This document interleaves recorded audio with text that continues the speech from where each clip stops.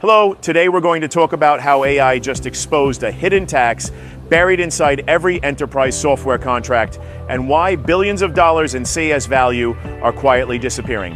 In early February, public software companies lost roughly $285 billion in value in just 7 trading days. The trigger wasn't a recession. Investors finally realized the per-seat licensing model breaks down when one engineer plus an AI does the work of 3.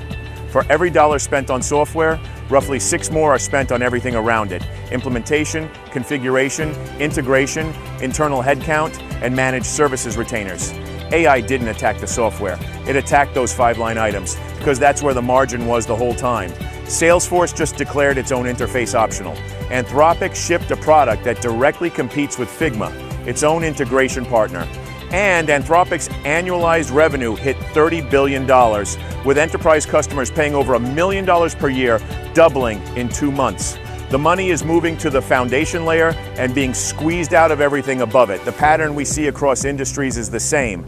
Companies aren't replacing SaaS wholesale. They're discovering they've been paying rent on logic they already own. Keep your ERP core HRIS and anything with the compliance moat. Audit hard anything where a separate services partner is already on retainer. The test is economic. When the license plus services exceeds what a custom build would cost, you're overpaying. The economics of the stack just inverted.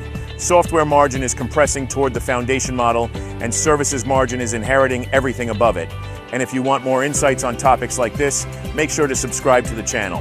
Thanks for watching and see you in the next one.